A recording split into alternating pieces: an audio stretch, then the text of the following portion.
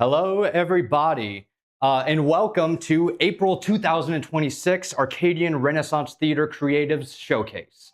I am Timothy Underwood, Treasurer of Artsy, as well as General Collaborator for this and the Final Rules. Hey, Spencer, just out of curiosity, what time is it right now? Currently, we got it at 6:30. Which means we finally started on time. We said we were going to do it, and we did. We are live on YouTube, 6:30 p.m. sharp for the first time for this creative showcase. Now, as I say at the beginning of every showcase, and as I will continue to say as the showcases move on, this showcase is this month what it is every month, which is simply the showcase, right? Of course, we always try to get local guests on, or at least have one or two special things planned, but it's going to be just a little bit of a weird one tonight because it's just myself and our stream manager, Spencer. So I figured we would do something since a lot of people have heard Spencer or like seen things that Spencer has written. We haven't really had a chance to meet the man behind the streams that we are doing. And it's something that's very integral and pivotal to the Creative Showcase to be able to have someone run all of the behind the scenes and make things look cool. So what I thought we would do for this one is after I am done with this short greeting and saying a couple of things, we're going to cut to a quick bumper and then cut back. And we are going to have a bit of an interview with Spencer. Just he and I kind of yapping for what, like maybe 30 minutes or so. Again, just a good way to kind of meet him and see what he's all about and how he fits in with Artsy.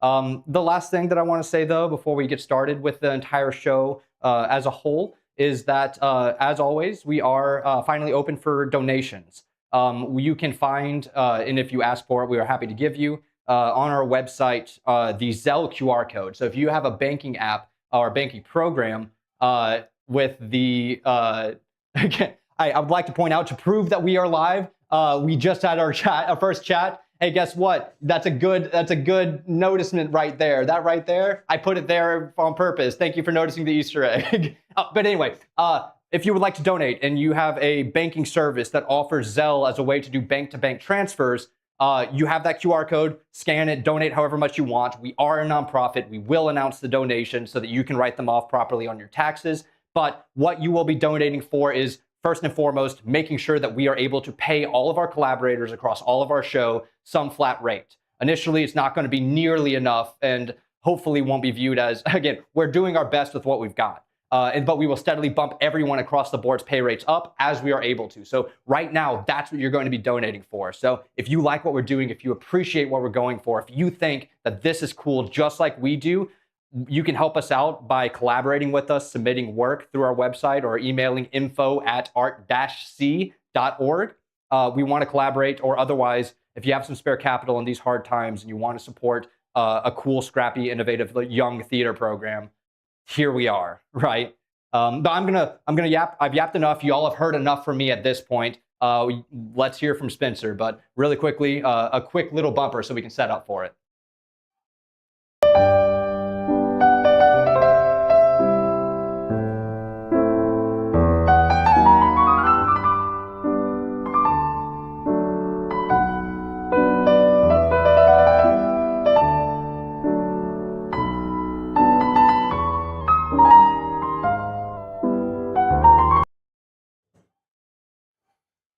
Hey, Spencer. Hey, let's say a seamless transition, right? I know. But welcome. It's really great to have you on this side of the camera. I know. I mean, you guys saw me that one time during the first one. But man, is it hot in here. I know. I was about to say, I'm sure we're going to get like progressively sweater as we go on. But we suffer for our art, right? But yeah, Spencer, how are you doing today? Doing well. I'm glad to be here. I know it's strange not having Chase here. I know.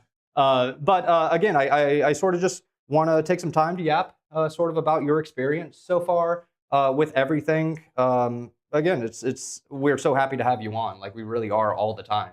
I know. I'm glad to be here. It's actually weird being here and not behind the screen over there. I feel like I should just pull up a screen and like, I'll just be on the screen and then like I'll still talk to you. Nothing will be on the screen. Yeah. But like, it still feels the same for us. Yeah.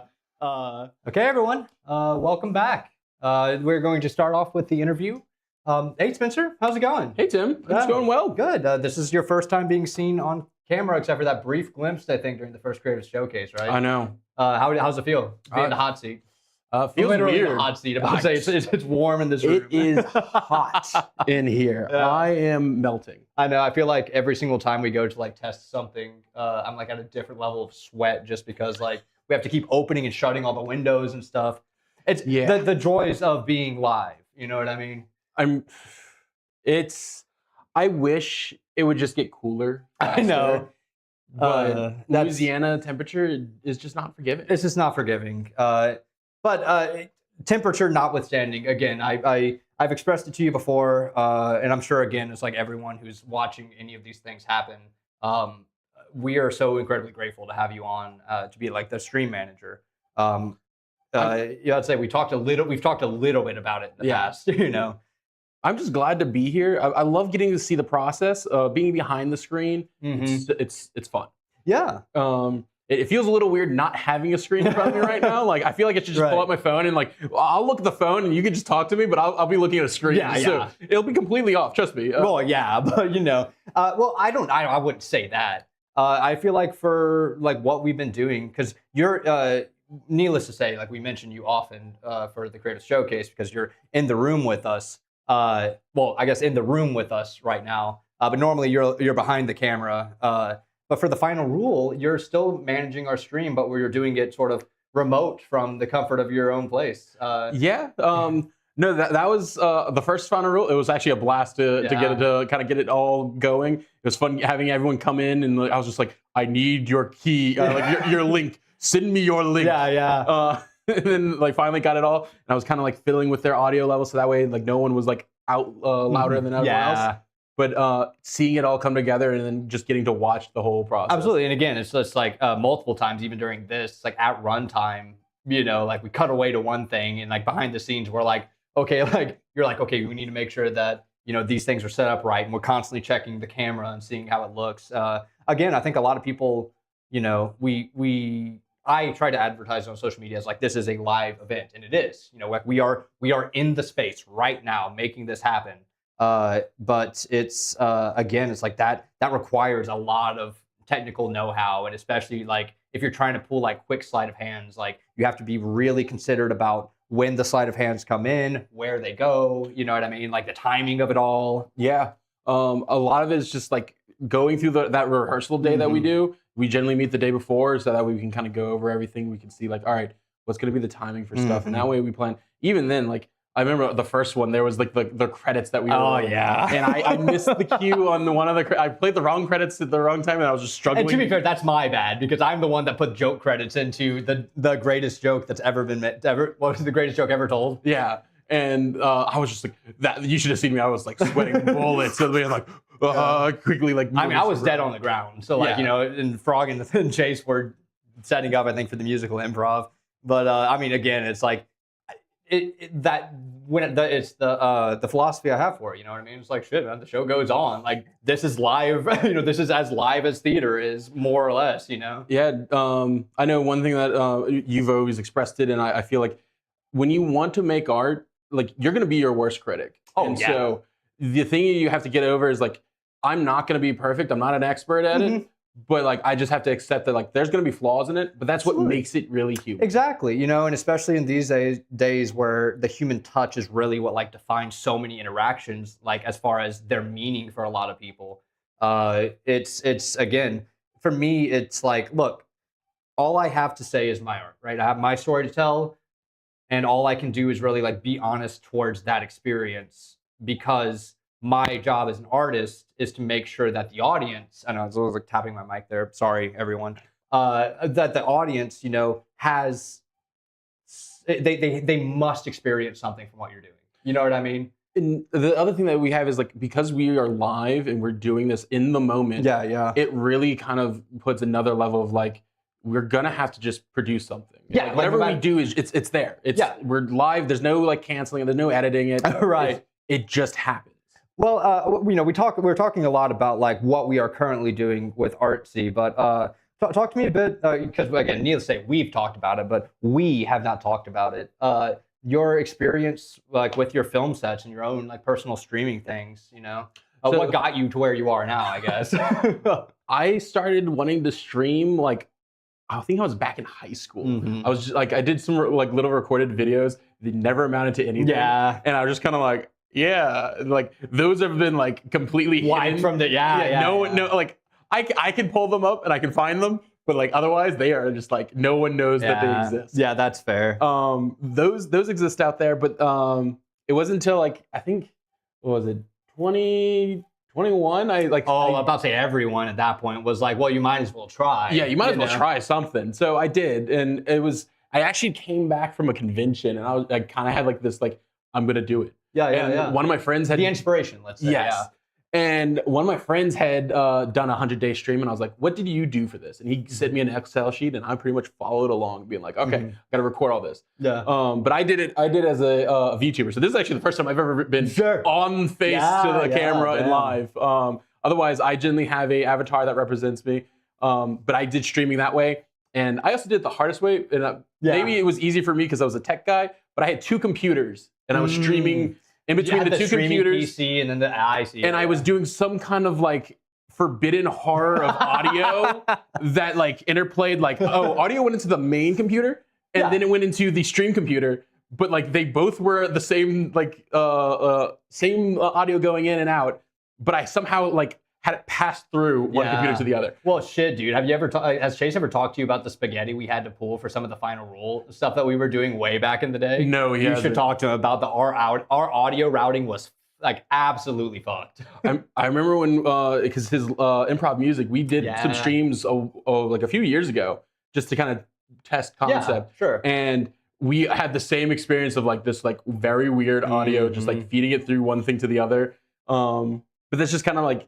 I guess that like in a more advanced music setups and like audio setups, that kind of is to be expected. Sure, but like again, it's like as you start getting to the point where you need those more advanced setups to like really see through visions, you'll find, I feel like, the hardware and software, because at some point in time, somebody else at this point has probably done it. You know what I mean? It's just a matter of finding who did it and finding out how, and then applying your own knowledge. You know, our experience is being scrappy, trying to make weird things work that no infrastructure was designed to do, you know?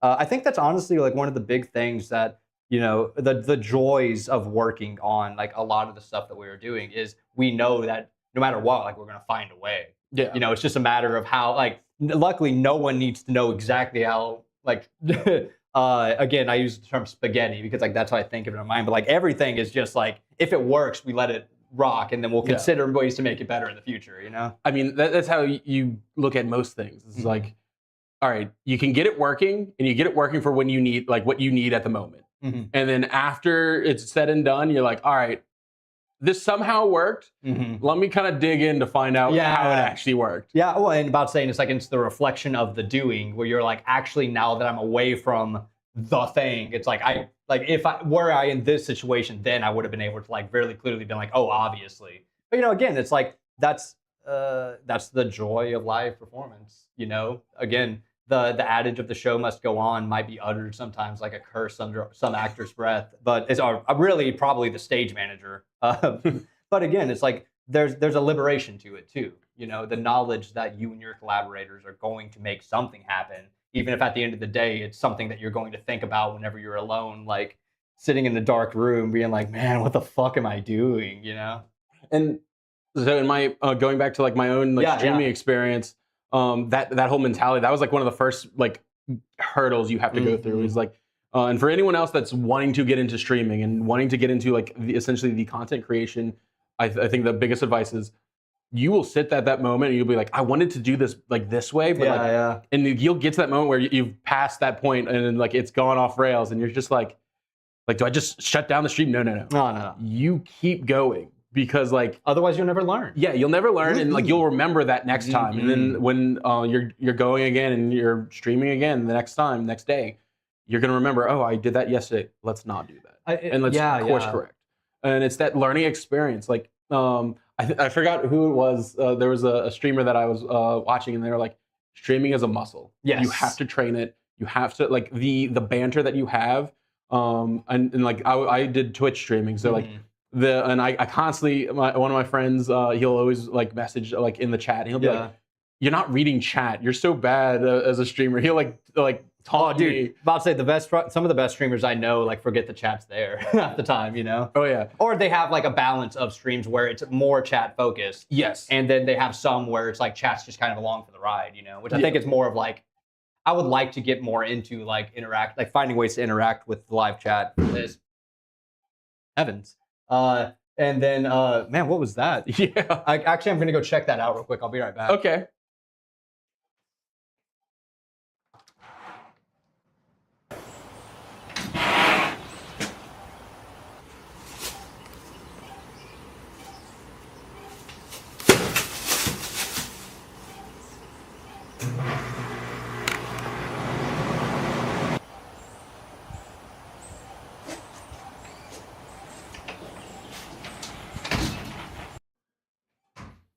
Yeah, that was... Are you? Huh? Never mind. We were talking about... Oz... we're talking about artsy stuff and sort of how you're fit into the whole thing. My view of artsy, I think, has shifted slightly. You know, whereas previously it was just kind of a way to... by the way, you're looking very sharp today. I wanted to let you know that first and foremost. I was wearing my fancy glasses. Yeah, I know. I was about to say, it really elevates the style. But, you know, the artsy has gone from just like a, you know, the basis has always been the same, like what we're trying to do. But more than anything, the joy that I'm finding in it and what I want to bring to other artists is like, you know, basically, I want us to be local producers for artists who have always had a vision, but because of whatever, you know, stopping them in their environment, right? And especially here in Louisiana, I feel like a lot of artists have a lot of passion really young, right? But then, you know, they get into situations where they end up like occupationally traumatized. You know what I mean? Yeah. And like the one thing I've noticed a lot is a lot of locals, they struggle to find stuff in Louisiana. Absolutely. I have friends that I had recently like gone to school with, and I made friends with them, and they're in the film industry, and they are having to find work outside of Louisiana because it's pretty much a desert here. Yeah, and again, you see that all the time. You know, people who either get burned one too many times doing something that originally was their passion, and after a certain point, you know, a lot of artists have to decide whether or not it's worth it to keep going, knowing that primarily a lot of their experience has been getting burned. Or is it worth it to, again, go somewhere else? And so you get this dearth of artists, but those who remain, again, are locked in this weird thing of, do they keep accepting what other people are doing? Meaning to say, not paying them nearly enough if they are being paid, or again, just like just being weird. Yeah, you know? And you have like the indie scene of like films that I've worked in, and like they are you can find pay there, but it's very few and far between. Absolutely. I mean, and you know, I think the big thing about artsy for me, right, is and the reason the shift occurred was because, like, you know, you look at the final rules, you know, something that you are very experienced with because you run those streams. I mean, that's something that Chase and I have been working on for like close to a decade at this point, but between the first iteration when we had the idea and sort of seeing it through now, because we are in a place where, you know, everyone else be damned, we're going to make our work. And that's what I want artsy to be, is everyone else be damned. Artists, come to us with your vision. Let's find a way to make it work. Let's find a way to make it happen. Be scrappy, do things, you know? And like, there's like, they'll have issues where like they're trying to get started. And it's oh my God, they're getting started. Understanding, like, you start with day one and you have that first day and they never see all the work that goes into it. And like, you try to learn like there's knowing the proper terms and stuff. And then there's like being able to do it. Yeah. Just doing it like just, I know we talked about like color correction beforehand and like sound stuff to where you're like, yeah, well, you look at it, right? And it's like, you know, it sounds right? Yeah. When you talk about color correction, you know it looks right, but then you see all the values and it's like, well, what do all those numbers mean? There's theory and then there's actual practice. Exactly. And ideally, you have both of them sort of line up. Yeah. In an ideal world. But like, I mean, again, like looking at video and audio settings for the streams that we've already done multiple times, like, I mean, I look at it and like, again, you look at like threshold and it's like, okay, you're looking at decibels and you have to know so much before you even start to get there, much less the whole, you know. And with that, like, I've worked on that, like these stream stuff before, and I've done those edits. I still do not know what attack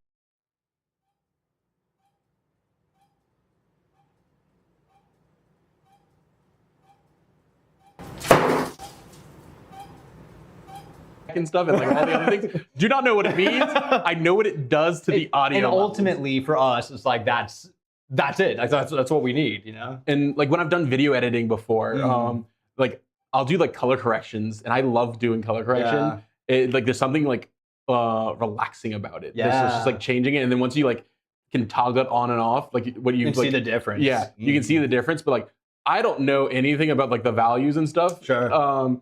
I just know that like, oh, I need to boost like the lows, the mids, and the highs. And I know when I look at it, I'm like, it's more like I've trained my eyes to see it better than I know the understanding of the like actual like theory. Yeah. And I feel like there's some people that have to know the theory behind it, but then there's other people that don't need to know the theory. They just kind of like eyeball it. Yeah. And again, it's like whenever I was going through school, and I'm sure whenever you were too, it's like people much more favored the people who didn't eyeball things. Oh, yeah. But ultimately the people who trusted themselves to eyeball things, like, were such invaluable resources always, because sometimes the values just didn't work the way that somebody who's looking at the editing is like, I don't know why this isn't working, you know? And it's funny that you say that, because like one of the first times I was doing color correction, I did it off values. And I was doing it like following tutorials and following that like value, like, oh, all the values need to hit here. And then I got to I was given some other footage that I had to work with. Yeah. And it was a lot darker. Yeah. And I was like, I followed the same pattern I did for the first one.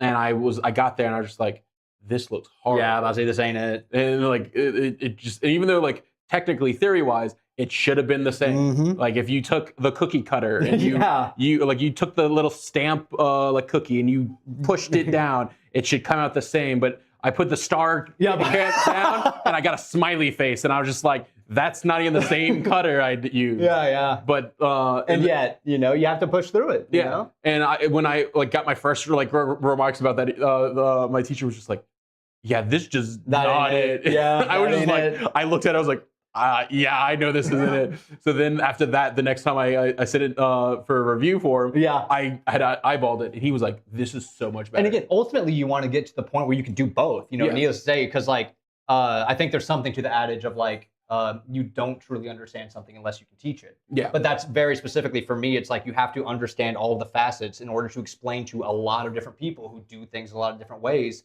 why all the facets are important to consider without overwhelming the poor people who are like trying to figure out, again, what all the values mean in the first place, much less what it looks like. Yeah. And that was like one thing that he kind of explained to me, was just like going through it. It's like, okay, yes, you had like, and I told him like, I followed like making sure all the levels were the same. And he was like, yeah, you can do that. But like for some things that doesn't always work. And then that's when he had to kind of like explain like, now you have to eyeball it. Trust what you see more than what like is being given to you. Right. Because in the end, when I turn in this video, it's not going to be a computer program that's going to look at this and say, this is okay, these days we don't know, but you know. True, but it's not going to be like, oh, yeah, you have all the values right. It's good, pass. Yeah. Like if I showed this to a group of 20 people, they would probably be like, this is so bad. Like you didn't look at the, like, it was like I wasn't trusting my own self to like, exactly. And that's the thing, right? I mean, that's the ultimately what defines an artist is who they are. You know what I mean? It's the works, the oeuvre, the styles, the genres, whatever, work itself out in the end. That's for the historians and the pedagogists to figure out. For the artist, though, you know, it's like you have to find out who you are, tap into that, because the other people who think like you do, who see the world like you do, who express themselves the way that you do, they're going to find that art because that is your audience, and those people do exist. You know, and it, especially coming out of COVID, feeling so isolated, it was really easy to forget that because everyone was so, again, it just, I think the world kind of shook itself awake, but in a way that ultimately now, again, we know that as artists, the only way to make art happen is to do it, you know? And it's interesting about COVID because like the content creative like scene, I would say that they had a renaissance then. Without a doubt. Because like you look before that, like you had like your YouTubers and you had like your streamers and stuff. Yeah. But like it wasn't until COVID when like people realized like that is a like functional piece of society is to make content. Yes, for sure. And like, cause like nowadays, well, it's art, you know, it is. Yeah. And nowadays, like you look at people that like doom scroll and like, there's a reason why you doom scroll. And it's because like, there's someone that's like looking at like, what's relevant. And what can attach, like what gives you some kind of like dopamine sense. Yeah. And then they're like, okay, so this is what people are currently like hardwired to like like. Yeah. And so let's produce that. And so like you have those people that are like doing that algorithm. And then you have other people that are like, I can do that algorithm or I can kind of just do my own niche too. Yeah. And like, I think the thing is like, I find myself finding some of those like random short videos. Yeah, from like way back. Again, you're like, this is a COVID thing. Yeah. Yeah. And but then I find like stuff now that's like people are making now, and I'm like, it reminds me of before COVID. And I'm just like, and again, it's a reclamation. You know what I mean? It is.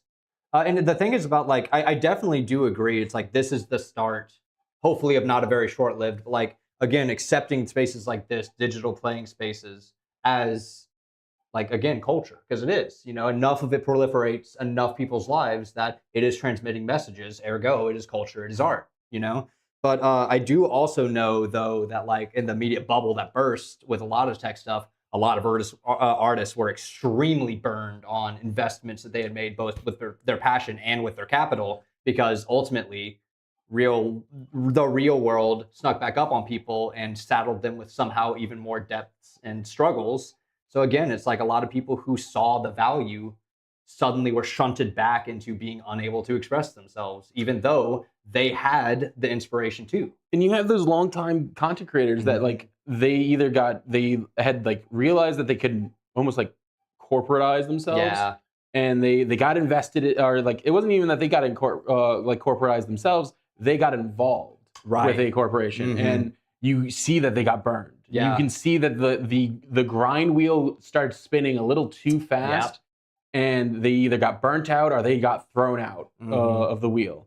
And you see like people like that, and then you see other people that like decided to kind of just stay their course. They maybe not explode like in popularity, but they're still doing it. Yeah, absolutely. And again, it's like that is true of I think that the more that people begin to actively consider this to be culture and art. And again, I think there's a lot of people out there who do at this point, because again, it's so ubiquitous because of the way that the world has shown out.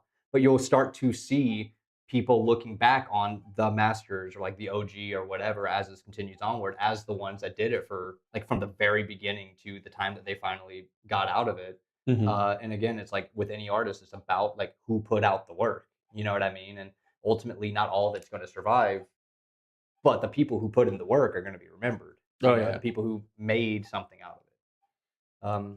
Like you have those classic like YouTubers that like even now like I could drop some names and you'd be like, without a doubt, you'd be like, oh, I remember those. I grew up watching those, and like they were there from the early onsets of YouTube, and they may have like fallen off slightly, but they've now like they have their place, and they come back every now and then like it's an ebb and flow, man. You immediately know like, oh, this is gonna be something good. Or, like, well, I'm about to say like if I'll drop one, Neil Cicierega, I think is a fucking like ever since he was Lemon Demon and producing his own things, like he found the value in the form and then expressed himself through it, you know. And again, I think that's what we're trying to do. And again, I'm like, it actually cooled off finally now that the sun's not nearly quite as bad. Not that y'all will know, we managed to finally block out some of the excess light from the outside.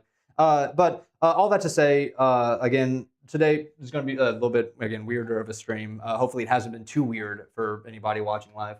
But again, I want to, throughout all of this, express deeply my gratitude that you're sharing your craft with us and making something out of it with us. And again, putting the call out to all the artists that, like, you know, we're doing cool stuff, needless to say, and our doors are open to making the vision of an artist come to life one way or another, you know? And I love getting to work on it. And like when you guys come to me with like ideas of what you guys want to do for the stream, I'm like, I think it over and I'm just like, all right, yeah, we could do that easily. Yeah. Like we'll just have to do this and this, and then we'll like structure it this way. Yeah, and then Chase and I were like, oh, we didn't think that was actually gonna, you know?